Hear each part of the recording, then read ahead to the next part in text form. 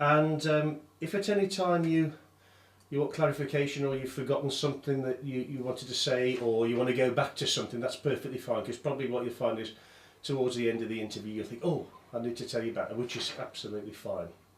All right. Yep, no problem. So there are four areas we're looking at. Is there anyone you feel you want to start off with first? Maybe what education may be a good one to start off with. If you could tell us something about what life was like at school and what school what school you went to, and anything that you can remember from there. Well, I started at the village school here, the one which is down by the church. That would be 1948, because I moved into the village in 1948, although my dad was born here.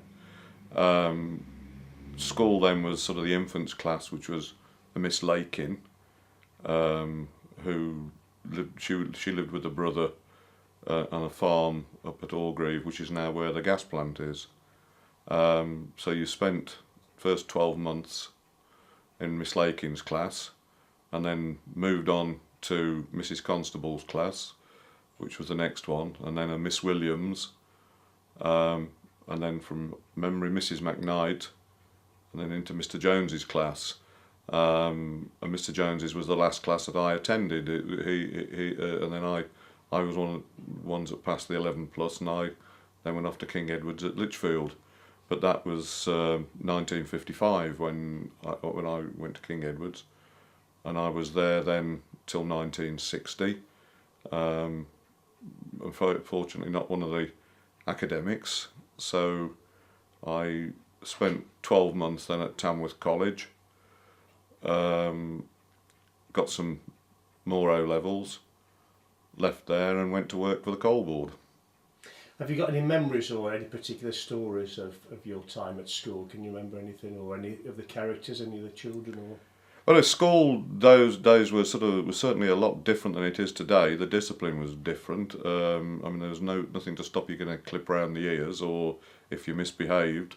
But then the health and safety side of things wasn't the same. I mean, the games that you played in a playground which was tarmacked and were rough and tumble, and you didn't go crying to the teacher if you got hurt, type of stuff. You sort of tended to sort out arguments amongst yourselves. One particular instance I can remember with from what we became very good friends from this was a lad named Malcolm Venables. That then we had a fight over something, which is you do when you're little, and his brother, one of his older brothers, intervened because I was winning, and Malcolm didn't think that was right, and from then onwards we were very good mates. So, and that lasted to well into our 20s, when we sort of drifted our own ways then, probably through work. so, what can you remember about the type of lessons that you used to do? Probably, how can we put this? Sort of very much concentrating on the 3 R's and a lot of general knowledge. So you would be given things to write, essay, not call it essays, stories, whatever. Arithmetic, mathematics was sort of, from what I can remember, sort of everything concentrating on the 3 R's. But it's a long time ago. Some of that is, yeah. I can imagine. And what about things like what the school times were and what you did at lunchtime and so on? Can you remember that? From what I can remember, lunchtime, I used to go home for my lunch. I think I certainly only ever remember taking, school dinners for a short period, and that we used to go down to the Methodist Hall, the chapel, for dinners there, and that when I had them, that's because my mother was looking after her mother who was ill. But before, other than that, I went home. So. And did you have any school trips that you can recall? Not from the village school, no, nothing at all as I can remember on that. No. I mean, it was things that stayed completely different. It was we had, like, the playing field was down, which is now part of the graveyard, which, you know, if my dad was here talking about it, would be a bone of contention that the church shouldn't have it now. It was bought for the village, but you know, by collecting a mile of pennies. So story has. I mean, I can't say this is true, but it's as story has it. They collected pennies from Ricknell Street up to somewhere like Kent's Bridge, all along the curb of the road. You know, which is again another thing. If they did do that, you couldn't even think about doing that today. And it was supposedly bought for the village. That was. But I don't know on that. No, that's something I've not heard. But it sounds if your dad told you that, then it's. I'm sure we can find out from other people if that's what happened. Yes. So the village itself. So how? Obviously, you come back to the village. How has it changed since the 40s when you came here? Oh, crikey! I mean, when I was a lad, I mean, you got the majority of the housing that you've got now wasn't in existence. I mean, there was no Micklehome Drive, no Deepmoor Close Hinge Drive, no Walkfield, no Somerville Road, no Daisy Lane sort of developments. It was very much like a strip. You can sort of class as strip developments around the roads, so that the houses were, as we've got now in the older ones in Furlong Lane or Main Street and Fox Lane, these sort of things. But there was, I mean, it was tiny in comparison now, but at the same time there was a lot of shops and a lot of businesses going, which was a thriving. So it's a thriving community, yes, and farms. Yeah. So can you remember any like the shops and the businesses and the farms? Oh yeah, I mean the shops. You got. I mean there was Harold Cowling's, you know, an ironmonger. This is at the top end of Main Street. I mean, on where the A38 now is the Paul Pride pub, just down from Harold Cowling's, and this is gone now. There was a little shop, if I remember rightly, run by Horsley's. Then you've got where Nick Collins's AES's was Mrs Taylor's Cafe. You've got Barker's was going there. Next to them was Joe Green's, the greengrocer. Harold and then Arthur Prince next to that, the coal merchant. Then you got and with coal merchants you got Weaver's Coal Merchants, which was up by Gallows Bridge, along with builders there. There was quite a few builders in the village, and the sort of builders with employing people, not all subcontract, with, you know, got their own joinery shops and machinery and this sort of thing, so they were making things. Yes, I mean Mrs Wright's dress shop, another little shop round by the post office, the old co-op, Mrs Dickinson's, you know, with the off licence there. Yeah, I mean the only sort of things that are here now that were much the same as probably the George and Dragon, the William IV, and the Crown. I mean even the Navigation pub sort of is no longer in existence as a pub. So do you remember any of the other pubs? That was before your time, I guess. Was it the White Hart and so on? Is there anything that your dad used to tell you about the pubs in the village?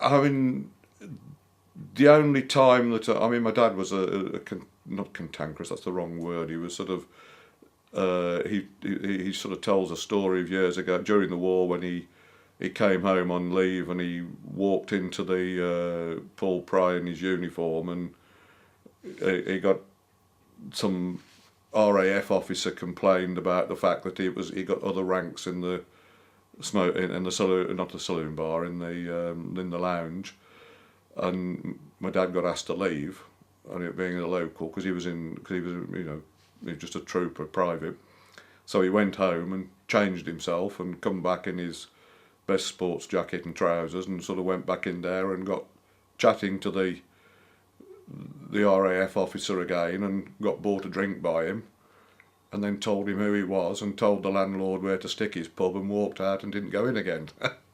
But that was my dad. But no, the pubs, I mean, I suppose, being realistic, I didn't start going into them. I think I was about 15, and I can remember us going into the William IV at that sort of age, and they had like what is now the side entrance was before the extension was on, was like a little outdoor there, and we used to go in there, and we bought beer in there, and that was when a chap named Ben Earnshaw kept it, and that used to come straight out the barrel at that. So yes. Do you remember any of the other pubs, what they were like, whether they've changed much?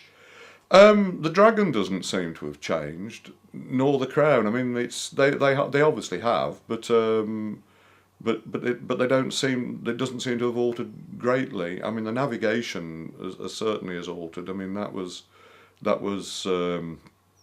how can you say, it was the rough pub of the village, but it was one of the places I always felt most welcome in, and I always used to know most of the people there, so I used to like it. The landlord was a decent chap. The beer was nice, and I never had a problem with it. But I say, sadly now it's an Indian restaurant. But no, I can remember with the Paul Pry when that was there, because we used to get changed around the back of that for playing football. When the football pitch was up alongside the A38. And so what was the A38 like? Single carriageway road, that and busy. So you've got and a crossroads at the Paul Pry, where the main road coming sort of through from Tamworth through to Rugeley came down Main Street. Main Street being, say, an A road then, which I can remember there was a rail strike, seems to ring bells sometime in the 50s, or round about that time, and coal haulage, which was mainly done by rail, then suddenly ceased because of the power stations, and it seemed like every man and his dog bought a lorry and started hauling coal. So there was coal lorries coming backwards and forwards sort of through the village at great regularity. Amazing. Yes. And let me just have a sip of my drink. And the canals, obviously, they become more leisure based. And what was the state of the canals in the village when you were? As a lad, it was the canals were still. You still get working boats on them, with the occasional, one pulled by a horse, and if you were fishing or on the towpath and the horse come along, you got out the way quick because the horse didn't stop. He just kept going. But yeah, so you got that. There wasn't so many pleasure boats at all on that, but it would be a regular thing on a Sunday, Saturdays and Sundays, to see sort of coaches up by the navigation, and possibly even several hundred fishermen from the Birmingham area trekking off along the banks to fishing contests. Right. You mentioned earlier about the farms in the village. Can you sort of talk me through the farms that you remember and where they were? Yeah, we got there was a Viv Swinfields, which is now where the houses are built opposite Barker's old shop, and in Park Road. That was his field there. The bungalow that's on the corner of Park Road, that was his property. He got land, as far as I can remember, up, which is now sort of Somerville Road area.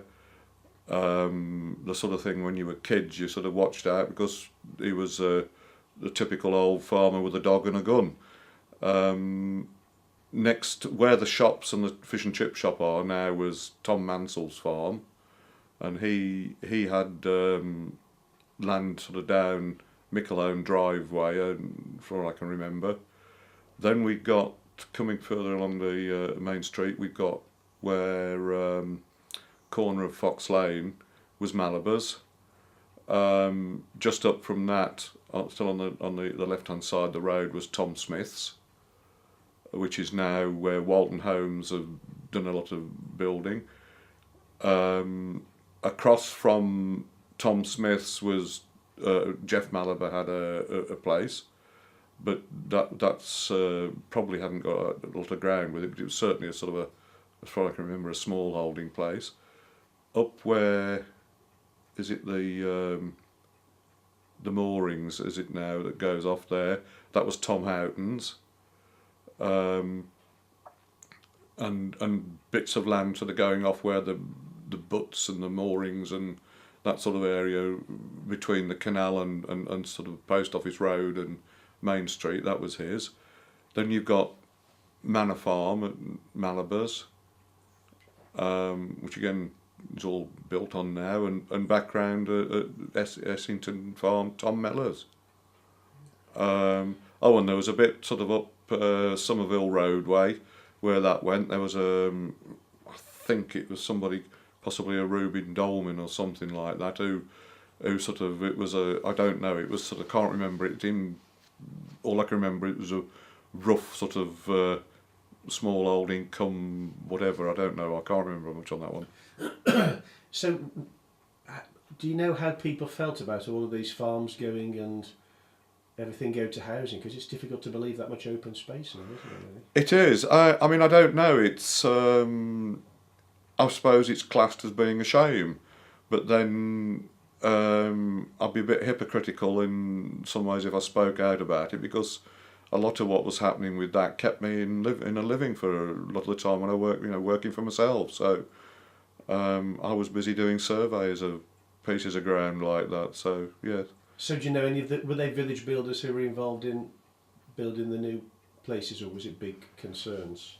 I don't recall that any of it was village businesses. It's no, I think it's I think they were all outsiders, and it was sort of by the time a lot of this was sort of going on, and then I was working, and I found that sort of once work started, I started to lose a lot of contact with the village as such, and that got worse as I got older. So going back to your childhood, what sort of things, because obviously now kids have their computers and what have you, what did you do as a child for recreation, or as a family even? What did you do? We were one of the people, because my dad had got some contacts via work, so we did have a television set, because I can remember the television going off at the death of King George VI for a week. So we had a television, but that's only part of it. I mean, during the decent weather, we were outside playing. That's one of the things, certainly from a very young age, we were out all over the place. I mean, we used to be sort of out to play with friends, etc., sort of thing. So winter time, if it was light enough and fine enough, it would be football and all the other sort of associated things. Summertime, cricket or whatever, or still even football. But it was sort of, I can't remember sort of things as a family where you'd probably do it like they do today on stuff. Do you remember things like the village show, or any sort of cricket in any events? Oh yeah, I can remember. I mean, I remember going to the show on a regular basis. That was, and that was held, if I remember rightly, that was up Croxall Road somewhere in those days, and it always used to be. I think it used to be sort of September time, and it always used to rain. Cricket, we used to go over to the cricket field, watch the cricket, and also mess about yourselves. Football was a regular thing, that we'd be playing football behind the goals. This is when the football field was on the field owned by Jack Swinfield, whose farm I missed out earlier, which was the farm sort of where the houses are next to Coates's, the ones that sort of basically stand back to back from Main Street to Furlong Lane. That was his farm, and the football field was in the field where the school is now, and then that moved up to sort of by the Paul Pry on the A38. Did you ever take part in any of the carnival processions that were associated with the show? No, not in the processions. No, I won a prize in a thing that we had at the coronation, you know, fate thing for the coronation, or some fancy dress thing that I remember that vaguely. So were there street parties when that happened? Do you I can't remember on that. There obviously was something done, but it sort of it was, as I say, I can remember being dressed up in fancy dress and winning. We won a prize there, but I can't remember sort of the ins and outs of it all. There was Cubs and Scouts at a later date. I can't remember whether I was in the Cubs or not, to be honest. I certainly was in the Scouts. And what sort of things did you do in the Scouts? a lot of stuff that was very frowned upon by the by the sort of, how can we put it, the authorities. We were because we were tied in with Lichfield, but we did a lot of sort of very practical stuff. So we were good at camping and a lot of practical exercise. We had a lot of those sort of things where you were given a task to do and you did it, and you know, and again, it's things that possibly today they wouldn't allow because of health and safety. And took part. So the youth club was another thing that we went to, that was in the Methodist hall, and so we went to that. Anything going on that with outdoor activities that I could take part in, I would jump at the chance. So who ran the youth club, and when did it meet, and what sort of things did you do? I think it was on a Friday night, and it was run by Mr. Constable, who was the husband of Mrs. Constable, who was the teacher. They lived right at the top of Wellfield Road, and he was a Methodist lay preacher, I think, and he ran the youth club, and you know, it was attended by quite a lot of people. I used to enjoy that. It was sort of table tennis, you know, an old record player and people bringing records. But it was at the time it was quite good. It's not much difference now, except the table tennis is a pool table and they just sit around listening to their iPods and so on. So yeah, similar sort of thing. How about the village hall? Do you remember any events or activities going at the village hall? I remember sort of again, and this would be sort of, don't know when it started, but it would be sometime just after the war. There was a Saturday evening, chap used to come round with his little, from memory, an old little Austin A30 35 van, and he used to put films on, so you used to pay for the cinema, and I can remember going to that, and that was only a few pence, you know, and it was very popularly attended from what I can remember. Do you know if it had a name? Can you remember if it... I can't. All I can remember is that he was some chap, possibly from Burton area, and he had this, and from memory, this little green A35 van or something like that. Like the Wallace and Gromit van, was that the little rounded one, was it? No, it's earlier than that, must it? It is a sort of a little rare thing with, but I can't remember exactly which one. Yeah. Do you remember any particular films that you saw? I think I remember seeing, the only one I can remember sort of definitely there, because we were bored silly, and it was probably White Christmas, because we was, you know, you're going with sort of friends of your own age or a friend of your own age, and we hadn't got a clue what it was about, and it was for sort of something like a 7 or 8 year old, it was totally boring, but you paid your threepence or whatever it was to go in, so you sat and watched it. So did he bring his own screen and everything? It was all obviously some entrepreneur of the time, you know, charging a few pence and probably making, well, obviously doing it more than just at Alrewas, and I don't know if it was every week or I can't remember, every 2 weeks, 3 weeks, whatever. I can remember, I remember there used to be pantomimes put on there on a regular basis with, I think it was, again, somebody from dance school from Burton, sort of Mavis and a Shining Star, Silver Stars or something like that. And I bumped into, because I remember there was a family that lived up in Wellfield Road and the Underhills, and I remember I bumped into the daughter from there recently, and I remember her being in the chorus line, sort of, you know, as a very young girl. So that's, yeah.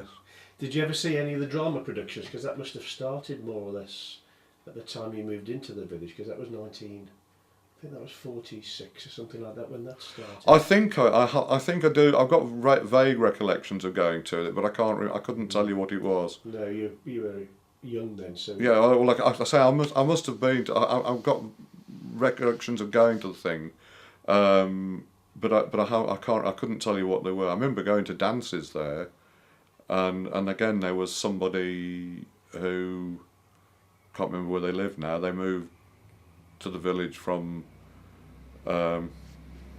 somewhere, may have been from down the London area. I can't remember. But they got two sons who were sort of quite into music. How good they were, I don't know. But the father was pushing them a bit, and he started doing disco type stuff. But again, can't remember much about that. But I mean, that was got to be early '60. That would again somebody, sort of seeing an opportunity or trying to create an opportunity or whatever. Yeah. That's right. That's fantastic, that, isn't it? Yes. Is there anything I'm just trying to think of other places, because you've told me some great stuff there that I can follow up on. I love the idea of a chap coming in his van. I mean, because we run the flea pit over there, you don't think it's a new idea, but actually it's been done before, which is nice. Keep thinking. Do you remember the radio programme that was done illegally? Raven Radio. No. Did you ever listen to that? No. That's fair enough. I think that was Mr. Collins running it from the navigation at the time. Doesn't surprise me. No, band. Doesn't surprise me at all. That doesn't know about Nick Collins. But any particular characters that you can remember in the village? Well, it was things like, say, Viv Swinfield, the farmer, that as kids you got, I mean, probably stories which was encouraged by him, that if you went messing about on his land, you were like to get shot, and or the dog would bite you and this sort of thing. So you tended to be very careful. There seemed to be an awful lot of characters about in those days, but it's sort of far more than they are, probably because they were allowed to talk to people more than they are, or express their opinions to youngsters more than they would be today. Trying to think. There's not sort of not for the right reasons. No, do people come? I mean, the village policemen we had then living in the police house. I mean, they were certainly the one.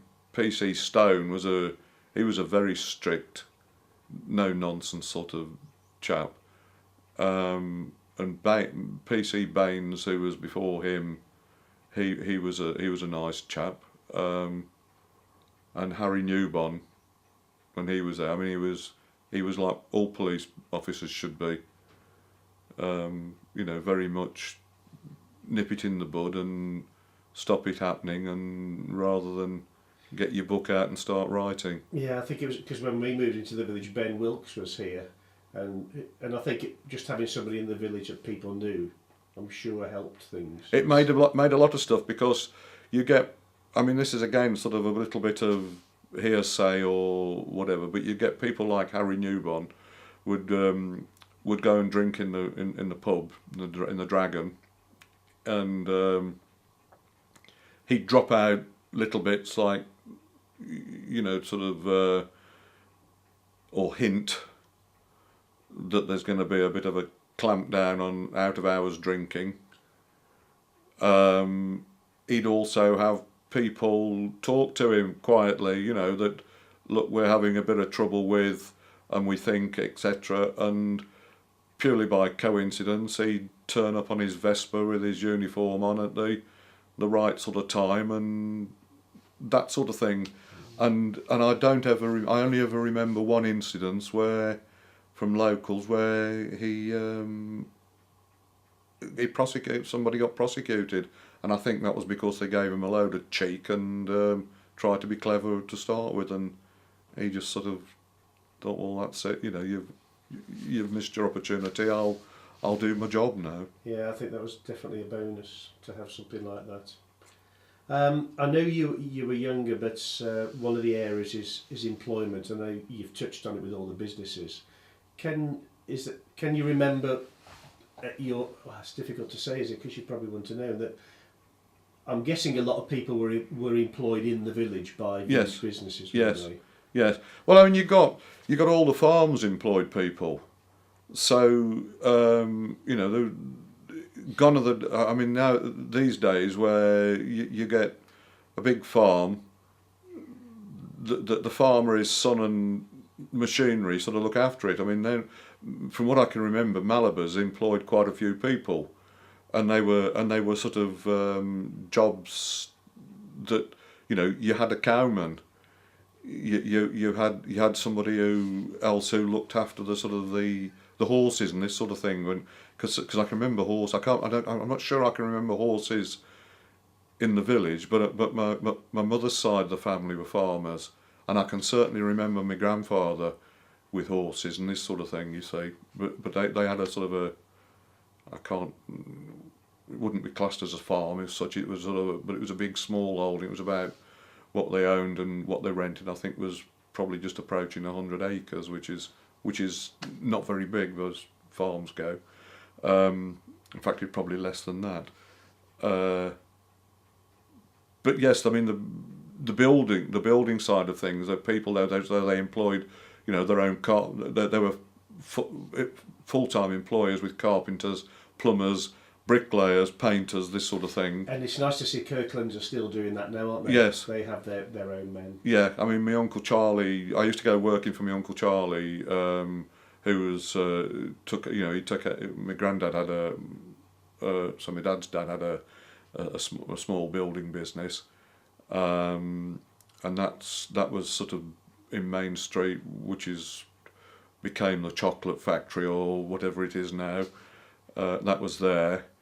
And I can't remember how old I was then. I was probably 13 or 14 when I first went to work with my Uncle Charlie's, going school holidays and Saturday morning. What was his surname? Kent. Oh, of course it was Kent. Yeah, Charlie Kent. Because somebody else mentioned, I'm just looking at your notes from Sunday, somebody else mentioned that was a builder's yard by... Yeah, George Kent and Son it was, which was my granddad, but my granddad was William George, so yeah, George Kent and Son. I mean, because my granddad, he was from Burton, I think, originally. My grandma from Cheltenham, and so they must have moved here sometime in the early 1900s. And they lived down in a cottage originally somewhere near where the chapel is now, which the cottage is gone now. And then they moved into Main Street, because that's where my dad was. I think that's where my dad was born. My dad was born there, 1917. So what was your dad doing? Did he work in the village? Yeah, my dad worked for his dad to start with. So my dad was one of these people who was a bit of a jack of all trades in the building trade, so he could turn his hand to most things. So he could plumb, he could decorate, he could bricklay, and I suppose, but out of all of them, he was good, but he wasn't sort of the best at any of them, if that makes sense. But he suffered with asthma, and he had to get out of the actual. It was caused him to be quite ill, so he had to actually get out of the actual building side of things, and he ended up getting a job as a clerk of works, working for the Lichfield, for the local authority, and then went on to be a building surveyor. He worked for Stafford County as a building surveyor and got seconded over to Dudley, and spent till he retired in 1977. He worked at Dudley. Right. But did he still live in the village then, or did they? Oh no, they still lived in the village. My dad has lived here lived here all his life. My dad sort of lived apart from when he was in during the war, he was, say, he lived in Main Street with his parents, and then lived with my mother's parents when they first got married for a while. When they first got married, but then because of the war, he was away. He lived with my mother's parents for a while after the war, and then we moved down into Main Street, which was what is the old bakery, or was the old bakery, and then from there into Somerville Road, and that's sort of where my dad's sort of has lived. So what's the connection between your family and Kent's Bridge? Is there any? Nothing. No, it's the other Kents. There's no connection at all between us. Is that the Frank Kent? Frank Kent's, yes. Yeah, there's no as far as I'm aware, there's no connection whatsoever, unless somebody somewhere has got something that I don't know about. It's no, they're totally Frank Kent and Alec Kent and that side of it, and John Kent that's still around, the other John Kent.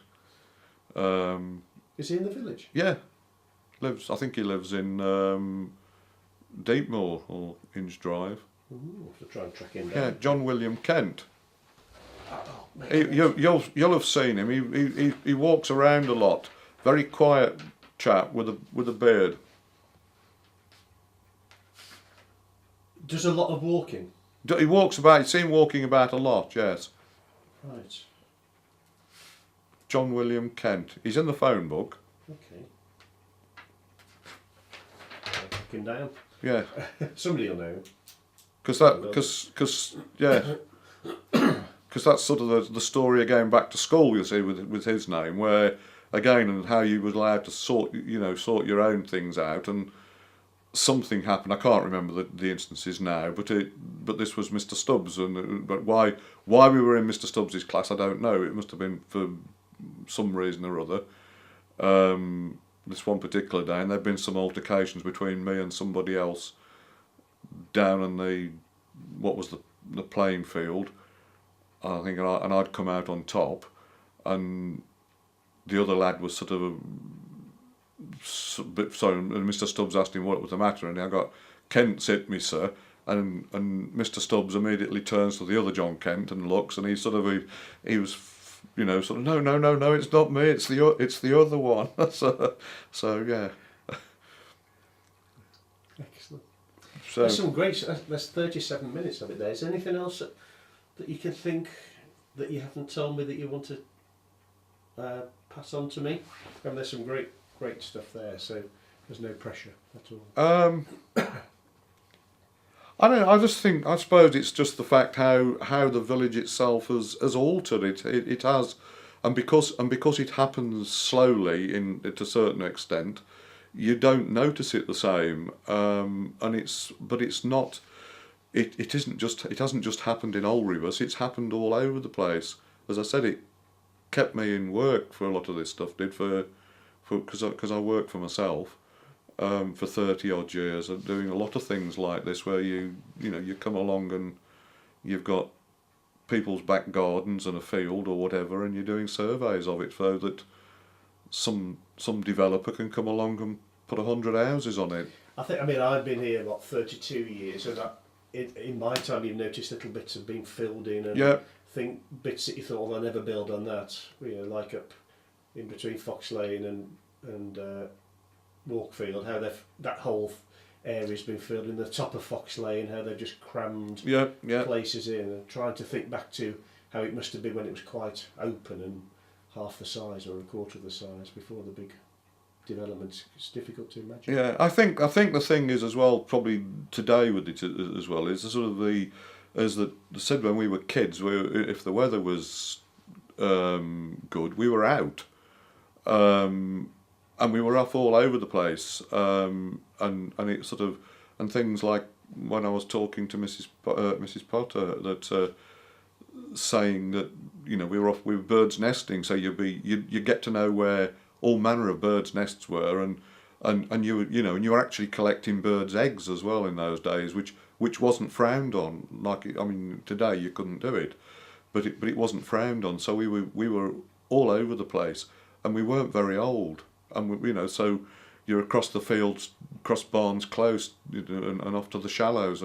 So a walk over there now to what it used to be, the River Swarburn's awful.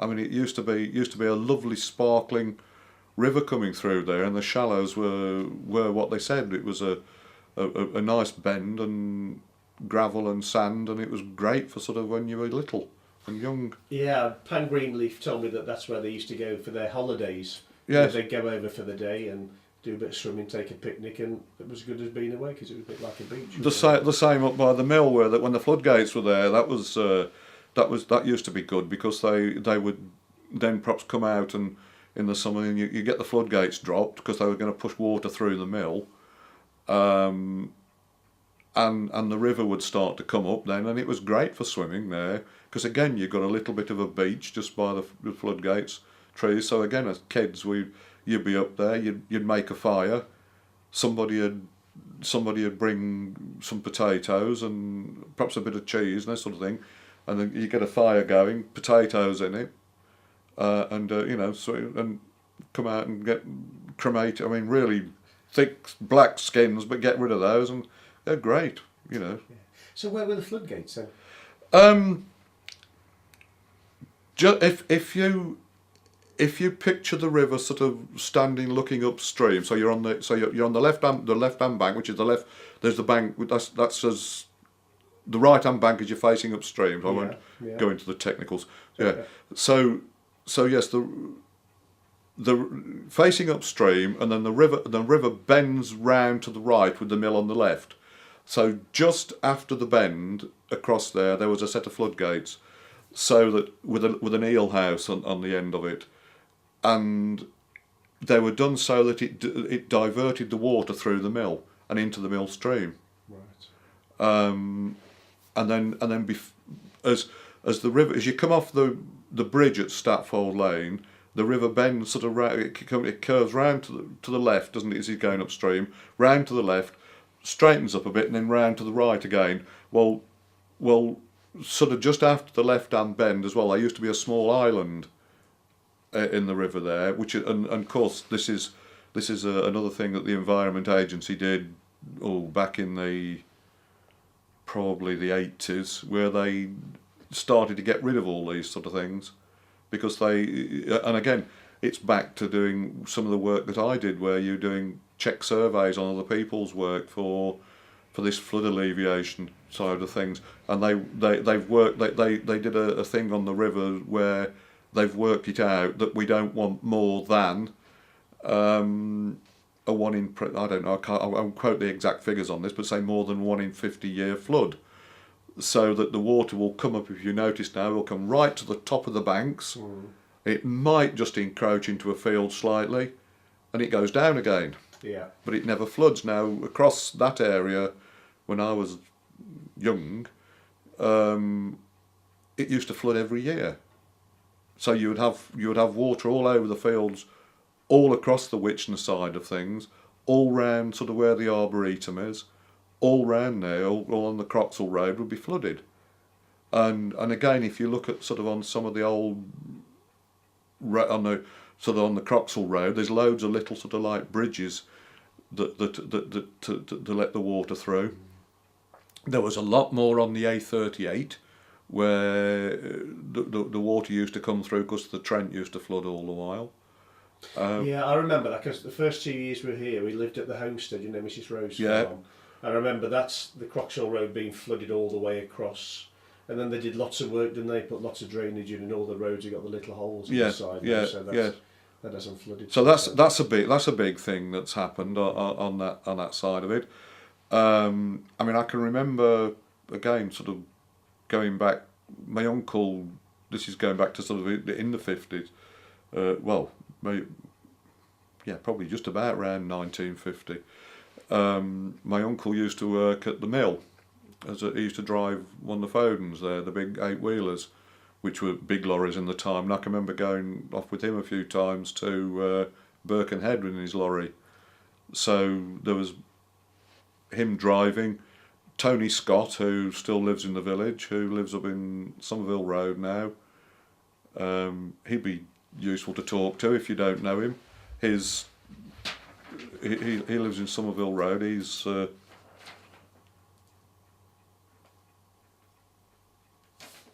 He'll tell you all about these sort of things. And Okay, contact him as well. so because Tony Scott at the time he'd only just sort of left school, so he wasn't very old. He was the driver's mate. We go to Birkenhead. And this is in a lorry which I can't remember the tonnage now. Perhaps 20 ton it used to carry, I think, or something like that. Perhaps less than that. But it was limited to sort of 30 miles an hour. That was a big journey, wasn't it? Yeah, well, it was when you're young. But coming back, this is in the nice weather, so you know, done it more than once where you used to get up with Tony Scott again, so I went on my own, and you go up on the top of the load and ride back on the top of the load, as long as you kept your heads down for under the bridges. You know, again, you couldn't do it these days. You couldn't do it. No, I mean, thinking what you were saying about when you used to burn the potatoes and so on, imagine kids doing that now, swimming in the river, making a fire, eating burnt food, and it just wouldn't come into their heads. No, you wouldn't be allowed to do it though, would you? It's a shame. I think they're missing out, aren't they? Yeah, it's. I suppose there's lots of things like this that sort of, you know, it probably wants to sort of to get some of these things for kids on this thing. What it wants, it doesn't want individuals. It wants 3 or 4 of you that used to knock about together because things then will bounce off one another. I mean, we used to go, again, I can't remember, we got bows and arrows. You make your own, you know, fishing rods we used to make our own. I mean, that was a willow stick and, you know, things to make your own fishing rod. But bows and arrows and shooting at one another and catapults and all that sort of stuff, you know, it was could be quite dangerous. But nobody died, I guess. Maybe the odd arrow in the leg or something. But Well, no, I mean we used to be a friend of mine used to have bows and arrows, and we were firing these things. I mean, we haven't used to fire at one another. What used to happen was you'd sort of have probably one arrow each or something, and you'd perhaps fire it so they crossed in mid-air, and you'd probably we used to go across into the fields down Tom Mellow's fields, particularly if they got bales of straw or hay in it. Stick a couple of those up and you'd have the bale as the target and you'd keep out the way of it, and both of you would fire at your target and firing the arrows backwards and forwards, you see. But again, it's you weren't standing, you trusted the person that was firing the bow from the other direction that they weren't going to be that stupid, and you know, you're standing reasonably close. we used to play stick with penknives. I don't know if you'd ever did that. Sort of, you'd stand opposite each other, then you'd throw it in the ground. You had to stretch to it. Yeah, we did that. That was a scout game, and we used to do that in the scouts. So explain it to me to the camera about stick, because then you know the whole thing, because then it'll be your voice. Well, it was where you have a stick was a, I can't remember if that's what we used to call it, but we'll call it stick. Was where you would have a knife, and you would 3 or 4 of you would stand in a sort of a rough circle, and you would throw it not to hit somebody's foot, but to stick in the ground about a foot or so away from the toe, with which point they moved that foot to the knife, picked it up and did it to the next one round, and it kept going round the circle, so as your stride kept getting bigger and bigger, until eventually somebody's going to fall over, can't do it, can't pick the knife up, and they drop out. The last one standing is the winner. Yeah, and yes. I know, we used to do that. There was some rule that what we used to do is if you, can't quite remember, if you threw it between their legs, then you could go back up or something like that. I can't remember that. I mean, we used to have games at school again where you'd have 2 teams, and again I don't know what it was called, but you'd have 2 teams, and one team would form like with one person standing against the wall of the playground, and then the others would form like a crocodile behind them, sort of hunchbacks, so they're perhaps half a dozen to the team, than the others. The object was to leapfrog onto them, try and get up to, and to try and get all your team on their backs, or at the same time make them collapse while you was landing, and then you'd switch over and do it again, and you know until and the idea was the team that collapsed was the loser. But again, today highly dangerous. Yes, yeah. And things like Bulldog as well. Oh, British Bulldog. That was a regular game in the Scouts. British Bulldogs was. And how did you play that? Well, it was. I'm trying to think on British Bulldogs. Yeah. As far as I remember, because our teacher used Oh, to that's one it. Yeah. person in the middle, you had to try Yeah, and run past that's them. it. Yeah, you got. That's it. You got sort of one person stood in the middle of the room. Everybody else had to cross from one side to the other, and the idea was he picked somebody up and get them into the air off the feet and say British Bulldogs 1, 2, 3, and that person then stayed in the middle of the room with him, and you kept crossing over, and of course the numbers change, so instead of having 20 crossing and one in the middle, it ends up with 19 in the middle and one crossing.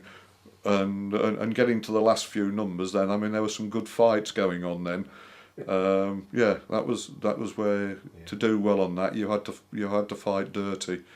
I remember our teacher did. It was at the time it seemed to be about 6'5" and picking you straight up in the air. I mean, you wouldn't be able to touch a kid now in that sort of No, thing. But, no. And Bulldog in most playgrounds now is banned. Kids still try to play it, and they call it something else, but it's effectively banned now.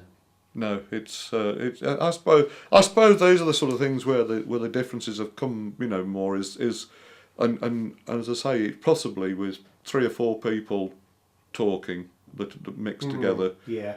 That might be an idea for Yes. . Yeah, other people have suggested having sort of a coffee morning get together or something like that, where people can just sit and chat. And That's it, and you feel spark each other off. you film it all, but because it will something will Yeah, trigger a memory. we might do that. Yes, Yeah, yes. it's a nice idea.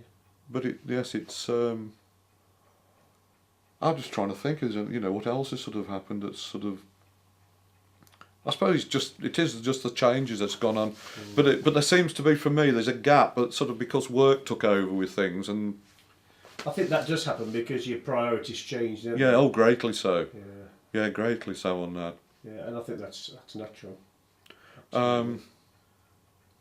I just think sort of say the main thing is the number of the amount of building that's gone on, the lack of business in the way and the farming in the way it used to be, how you started to notice things.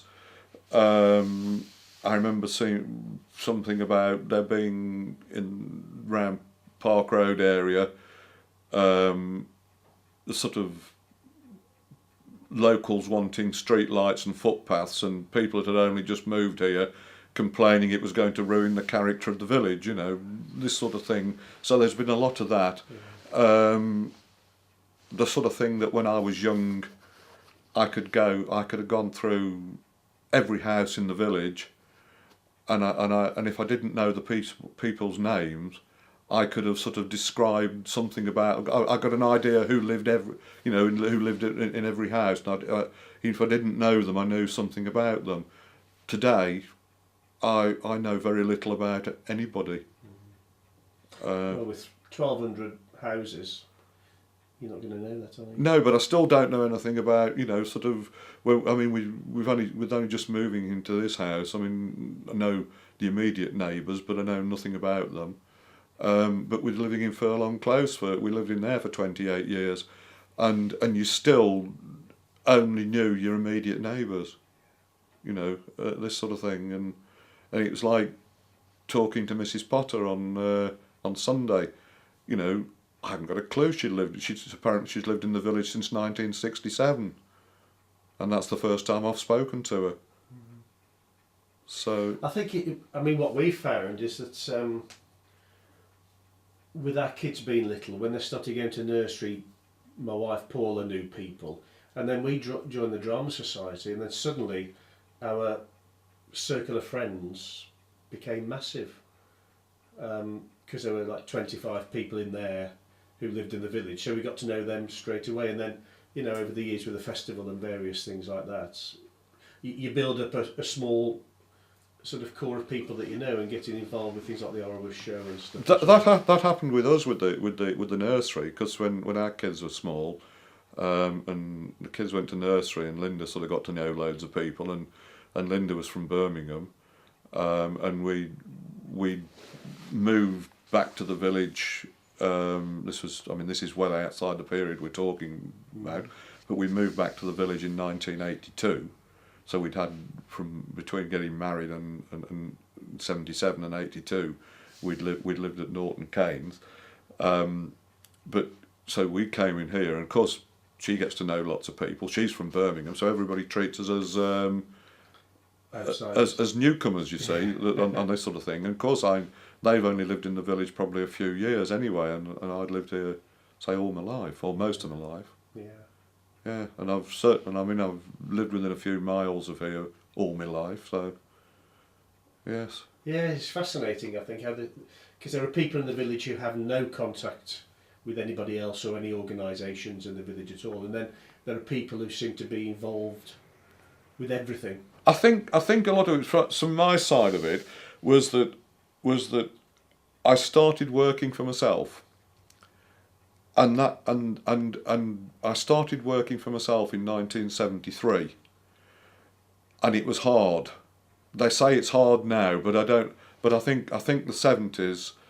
So I certainly found then it was very much hand to mouth.